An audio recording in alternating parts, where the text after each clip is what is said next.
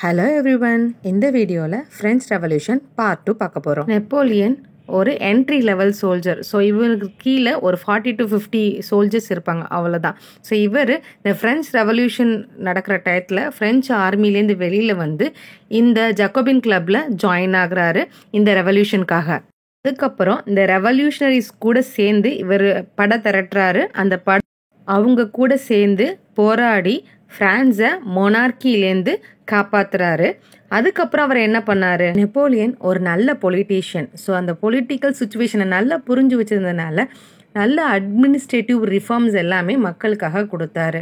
அவரோட அந்த அட்மினிஸ்ட்ரேட்டிவ் ரிஃபார்ம்ஸை தான் நெப்போலியனிக் கோட், சிவில் கோட் 1804 சொல்லுவோம். அவர் பண்ண ஃபர்ஸ்ட் நல்ல விஷயம் பர்த் பேஸ்டு ப்ரிவிலேஜஸ். இப்போ ராஜாவோட பையன் ராஜாவாக தான் இருப்பார், மந்திரியோட பையன் மந்திரியாக தான் இருப்பாங்க. அந்த மாதிரியான பர்த் பேஸ்டு ப்ரிவிலேஜஸை அவர் அபாலிஷ் பண்ணார். Second one, equality before law. So எல்லாருமே சமம் தான் அப்படிங்கிறது. Third one, protected property rights. எல்லாருக்குமே சொத்து உரிமை உண்டு, குடிமக்களும் அவங்களோட பேரில் சொத்துக்கள் வாங்க முடியுங்கிறத இவர் தான் கொண்டு வந்தார். இவர் பண்ண இன்னொரு நல்ல விஷயம், ஃபியூடல் சிஸ்டத்தை அபாலிஷ் பண்ணார். அதாவது லேண்ட்லார்டுக்கு அடிமையாக வேலை செஞ்சு அப்புறம் போனால் போதுன்னு அவர் விருப்பப்பட்டால் ஒரு நிலத்தை அவங்களுக்காக தருவார், அடிமையாக வேலை செஞ்சதுக்காக. ஸோ இந்த மாதிரி விஷயங்கள்லாம் அவர் ஸ்டாப் பண்ணார். இவர் பண்ண இன்னொரு நல்ல விஷயம் என்னென்னா அட்மினிஸ்ட்ரேட்டிவ் ஸ்ட்ரக்சர்ஸை சிம்பிளிஃபை பண்ணி கொடுத்தாரு. ஸோ வந்துட்டு கில்டு ரெஸ்ட்ரிக்ஷன்ஸ், அதாவது ஒரு இடத்துலேருந்து இன்னொரு இடத்துல போகும்போது இந்த பிஸ்னஸ் பீப்புளுக்கும் ஸ்மால் ப்ரொடியூசர்ஸ்க்கும் இருந்த பெரிய பிரச்சனை அங்கே வந்து ரிமூவ் ஆச்சு. ஸோ அந்த வரி கட்டணும்னு அவசியம் இல்லை. ஒரு இடத்துலேருந்து இன்னொரு இடத்துக்கு பிஸ்னஸ்க்கு மூவ் ஆகும்போது வரி கட்டணும்னு அவசியம் இல்லை. டிரான்ஸ்போர்ட் அண்ட் கம்யூனிகேஷனை இம்ப்ரூவ் பண்ணார்.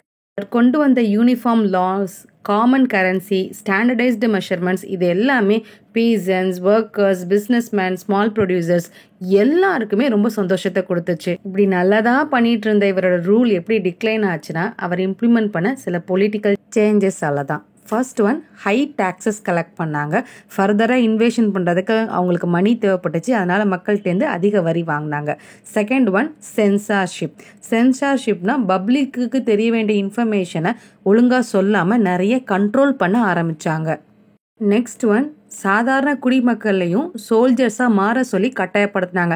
அவர் இன்வைட் பண்ணிகிட்டே இருந்ததுனால, பக்கத்தில் இருந்த நிறைய கண்ட்ரிஸை இன்வைட் பண்ணணும்னு ஆசைப்பட்டதுனால சாதாரண குடிமக்களையும் போராட்ட வீரர்களாக மாற்றணும்னு கம்பல் பண்ணதும் இது ஒரு காரணம். இவ்வளோ விஷயங்கள் அவர் பண்ணினாலும் இவர் பண்ண சின்ன சின்ன தப்புனால மக்கள் அவர் மேலே வச்சிருந்த நம்பிக்கையை கொஞ்சம் கொஞ்சமாக இழந்தார்.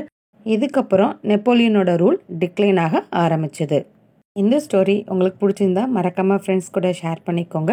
இன்னொரு ஸ்டோரியோட நெக்ஸ்ட் வீடியோவில் பார்க்கலாம். பபாய்.